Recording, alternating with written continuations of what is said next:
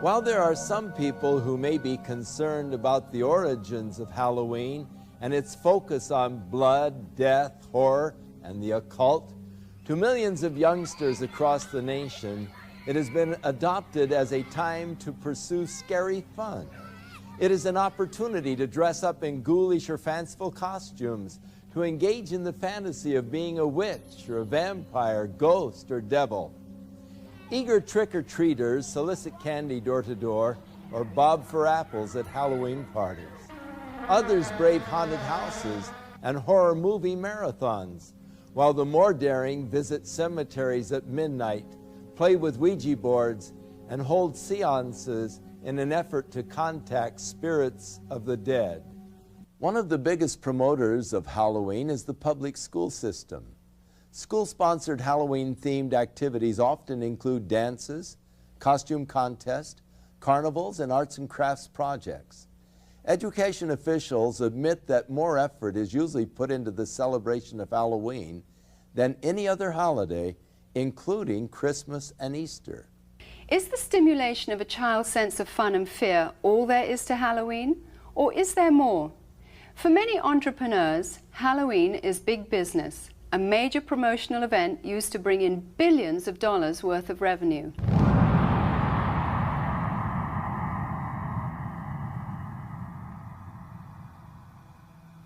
In addition to the usual costumes of cartoon characters for children, a growing number of outlets are featuring more macabre and sinister creations for purchase.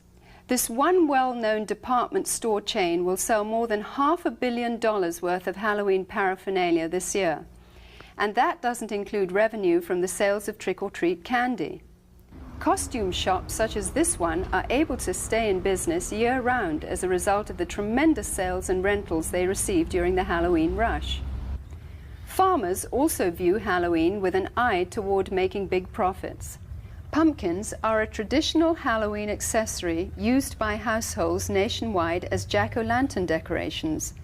This one Southern California field of only 164 acres will yield nearly $250,000 to its owner.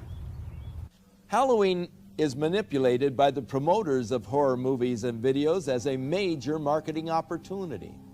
While horror films used to be synonymous with B-movies and considered the conventional low-budget industry standby, today they account for nearly 20% of all of the revenue received by feature film producers and distributors. The success of the technical revolution in special effects has attracted serious film directors to produce well-crafted, elaborate horror productions. A recent visit to the Video Software Dealers Association exhibition in Las Vegas showed that the two biggest selling artistic genres were pornography and horror. Hollywood is continuing to capitalize on society's growing craving for the occult and demonic. The irony is that while these producers label such films as fun and make-believe, many of them hire practicing witches or Satanists as technical advisors who ensure the authentic reproductions and performances of rituals, sacrifices, spells, and curses. People are so hyper during the day, they need to come home and watch something that's totally unreal so they can release themselves from all the pressures. It's just the type of thing that makes you laugh and forget about life. Over the last 2 decades, most horror films have become far more graphic in their depictions of violence and cruelty. Movies affectionately known as splatter films routinely detail torture and dismembering of bodies, drinking of blood, cannibalism, rape, and a host of other grotesque atrocities. Well, we think it's pretty fun. A lot of people just like it because it's fun, it's wacko, it's not real, and so it's just the type of thing that people like to watch because you don't have to think reality when you watch it. Most of these films receive R ratings, which mean that children under 17 cannot view the film or rent the video without the accompaniment of an adult. Yet this precaution is seldom enforced, for 15 is the average age of those who see these films. While many producers claim that these gruesome spectaculars are merely fun and not dangerous to the psyche of our youth, Many of the scenarios from the horror films are duplicated in copycat crimes, which make for sensational headlines.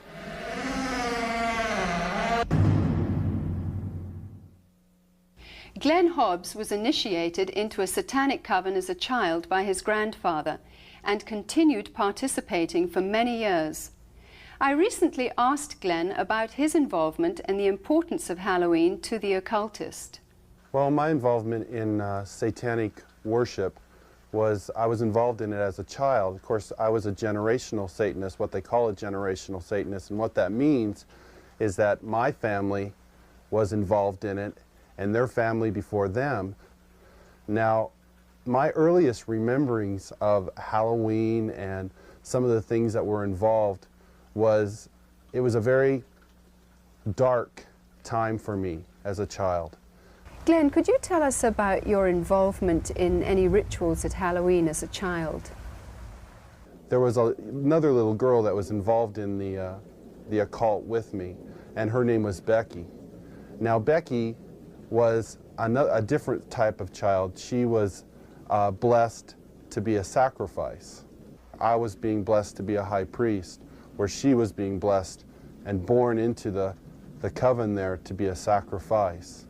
Now, we were in a ritual where we were married together. It was a marriage to the beast. And me and the little girl were married together, and there was a lot of sexual abuse that took place and a lot of blood that was spilt over us, joining us together. When do Halloween rituals actually begin, and what is the ultimate purpose of Halloween? Well, the ritual that I remember the most clearly began about the end of September. Me and the little girl, the one I mentioned named Becky, the abuse was very concentrated at that time. We were taken into several rooms where our clothing was removed. We spent the next couple of weeks in a kind of a shack where a lot of rituals went on, where a lot of animals were killed. They summoned Lucifer and his spirit to come and possess me, and so that I would be blessed to take over the position of the high priest at a certain point in time. Now, Halloween night, they had again put me and the little girl in the back of this van, and we again drove off, which seemed like for a long time. We were drugged once again, and we finally came to this stop. They took the little girl out and they left me in the van. I could hear a lot of commotion that was going on outside. People that were screaming and yelling, and this low murmuring and a moaning noise that was going on, like some kind of a low chanting noise that was going on. So I knew in my mind there was some type of a ritual going on, because I'd heard that many times before. You know, it was real common to see people fall on the ground and convulse and go into convulsions during rituals and stuff with the demonic presence that were around. And finally, a woman came to the back of the van and she said, "It's time to go." And she brought me out of the van, and I could see that there was just a lot of people around.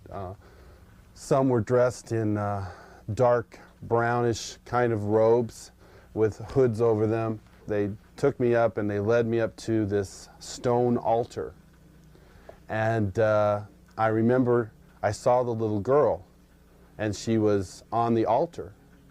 Now, at first, you know, I just wondered what was going on, because you never knew. I mean, they used the altar for a lot of different things. They could have just been sacrificing an animal over, could have been a sexual abuse from the high priest onto her. You know, it was a hard thing to know for sure.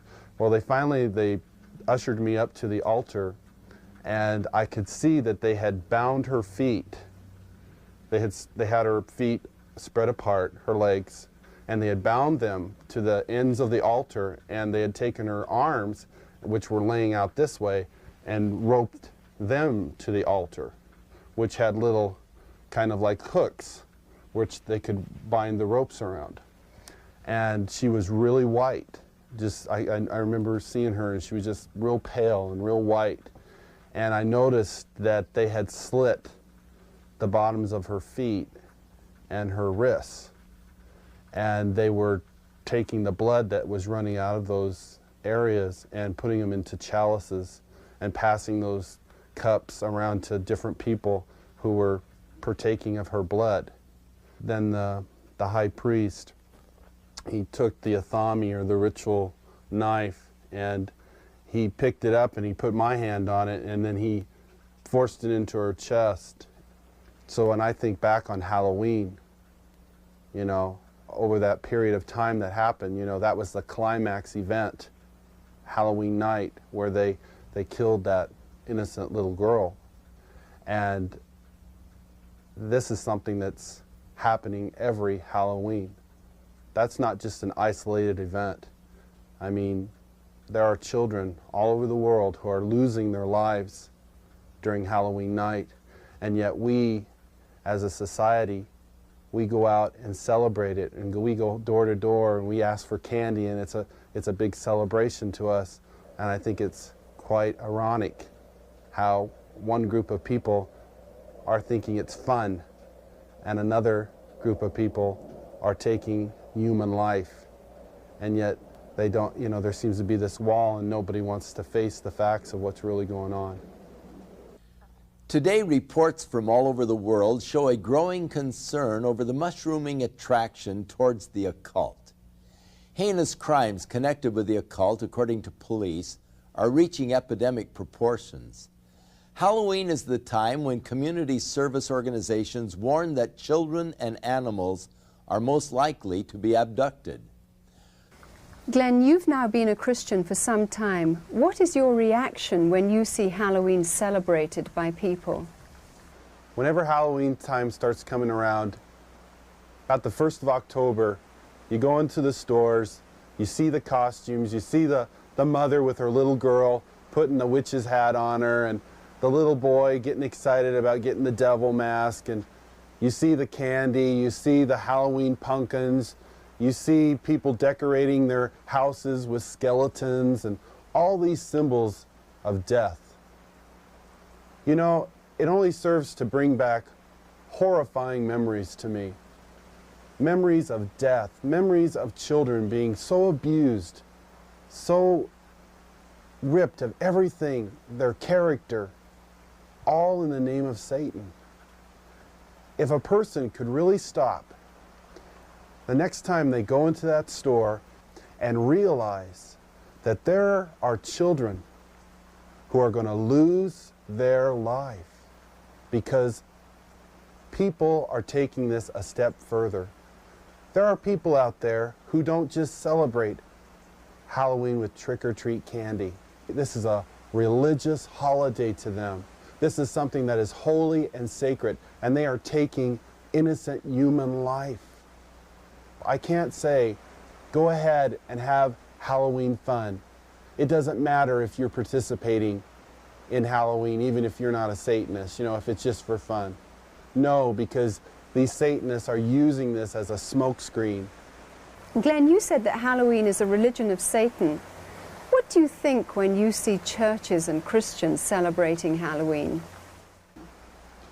It makes me sick that the Church of Jesus Christ would take on this horrible demonic thing that is happening in our world. Christians should be the ones who are standing up against this. Christians should be the ones who are saying these terrible things are happening and we want to stand against this. Churches should not be having these Halloween parties at all. They should be coming together as brothers and sisters in Christ, binding together and coming against these dark forces, praying for these children that God will spare their lives, that somehow God will intervene and save these children. Whether the public chooses to believe in the frightening growth of Satanism or not, the fact is that a highly organized network of Satanists are operating in America and Europe today.